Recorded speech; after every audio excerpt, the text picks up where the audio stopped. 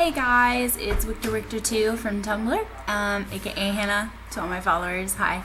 So this is my official response to Supernatural. Sorry, I'm at university right now and I have to enter my password like every 2 seconds. Please excuse me while I try and...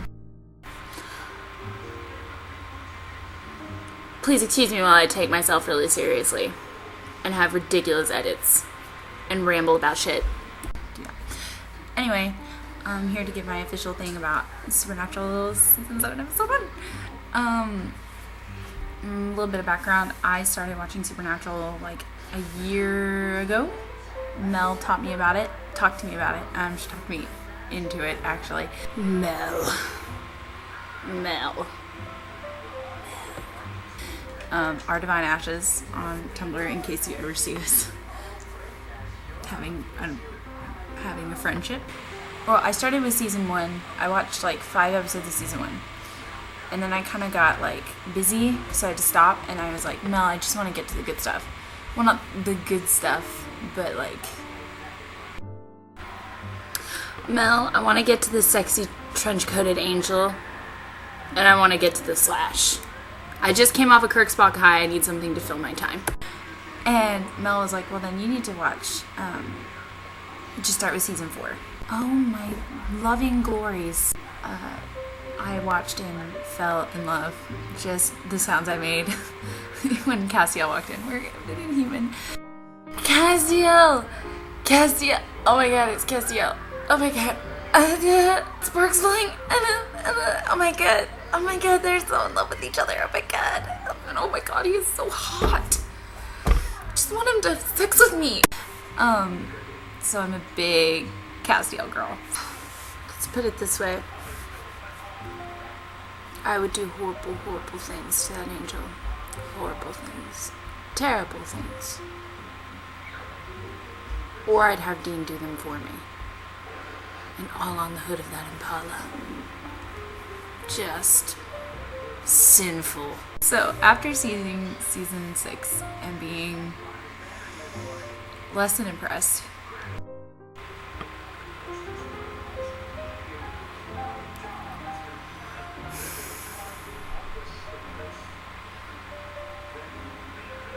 season 6 didn't happen. I went into this with I tried to have no expectations. And, whoa, blew me out of the water with this new season. Whoa, yeah, that was good. That was really, really good. I can get behind that. So I watched it. As far as the actual episode is concerned, I think the way that they did Dean was brilliant. First half of the episode, I was like, what the no, Dean was being such an asshole. He was being so casual about everything and brushing everything off, and then I kind of had to remember that Dean isn't me. Really? That's how you're gonna deal with your emotions? Okay. See how it is. Dean Winchester. I understand. Okay. No, you're not gonna get Sam and Bobby. You're not gonna call them. Be like, hey guys, let's just go get Duff and we'll buy some pickle chips and we'll cook ass, you know? It's not a regular Friday night, Dean Winchester. Dean Winchester, you are being an asshole. Just so hot, I just want him to have sex with me. Just so hot. I just want him to have sex with me. Just so hot. And Dean isn't Sam, and Dean is Dean, and Dean represses really bad. And after that, and after watching it again, I can just see how much Dean is just losing his shit all over that episode. He is losing his mind. Subtly, because Jensen Ackles is a genius. They're all geniuses in my book, but, you know, Jensen Ackles and his... I have never seen a man act with his jaw more. Like, you could pretty much tell what Dean is thinking if you look at his jawline. Sam Winchester for all the awards. Sam Winchester. Sammy. Ooh. So wonderful to see Sam, who had so easily tried to pin Cass for pulling his soul out of hell on purpose, not pulling his soul out of hell on purpose, which is insane. That would never happen. To being the voice of reason, that the boy who never gave up on anybody, who never gives up on anybody, and to get that scene. Yeah, I'm not gonna cry. I don't want to cry. Oh god, this show makes me feel so many feels. So many feels. I hate them. But to have Sammy be the one who believes in him, believes in Cass, and that was really cool. It still makes me feel so many feels. I hate it. I hate how many feels it makes me feel. This show, I think, is really getting back to the root of itself, which is that you can... family and love can restore you from any... Let's be frank about this. The show's great. They are so hot. They are so hot. And I want to have sex with all of them. Death. Death. Death. Death. Death. Death. Also jumpsuits. Probably the one piece of clothing that Dean Winchester looks horrible in. I want him to take the jumpsuit off and salt it and burn it, and I never want to see that.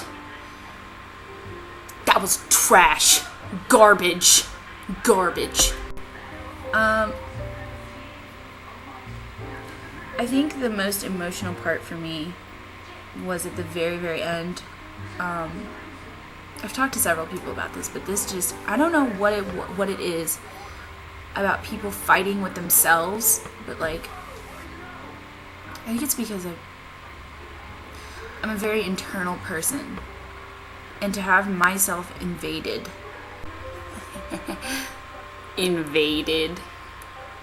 yourself invaded,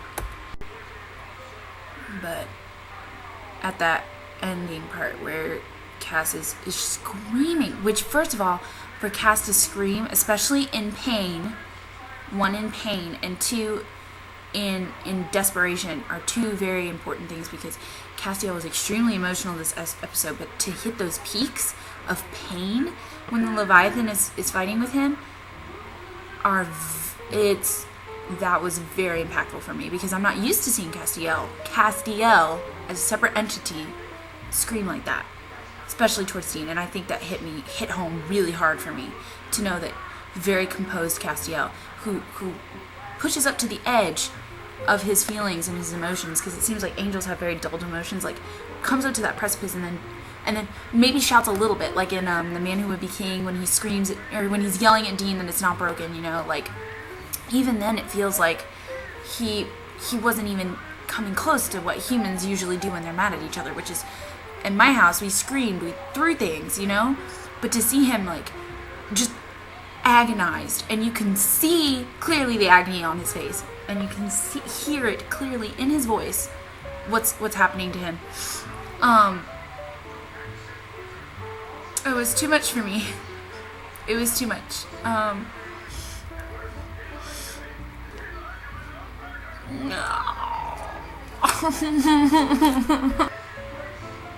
Especially when he says they're just so strong. It was a lot for me. This penguin is really good, guys. I'm so sorry I got so emotional, but it was really personal for me. It's really tasty. And I think it's so strange. See, and then the other thing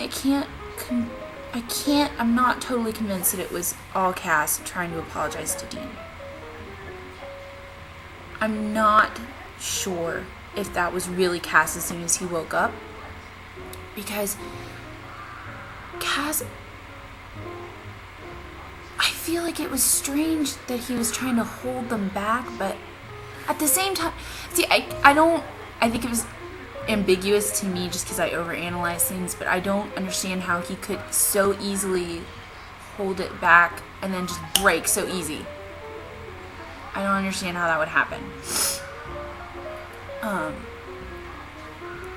And also, I just think it's kind of sketchy that he wouldn't say anything about it first thing. Like, they're still inside me, we should probably do something about that. I think Cass would have learned his lesson by now. He's a very logical person. Dean, they're inside me. They're inside me, Dean. Dean. Inside me. Probably do something about that. For the record, I don't think Cass is dead. I think he's very much alive. I think that the Leviathans are clever and that they're trying to use Dean to get him. I don't know. I think they have some kind of end game planned. Obviously, we don't know what their end game is. But, I'm really excited for the next episode. I'm really excited.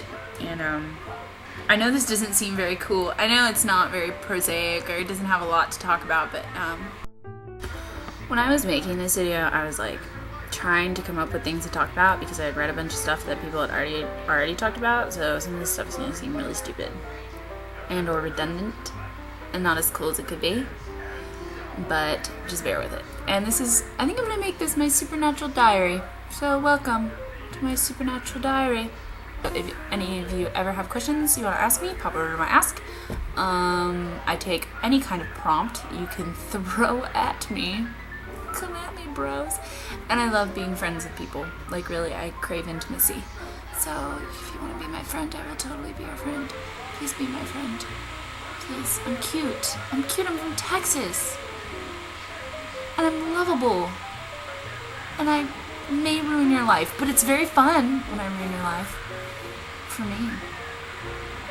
Anyway, love you guys. Mwah. Music by Jasmine!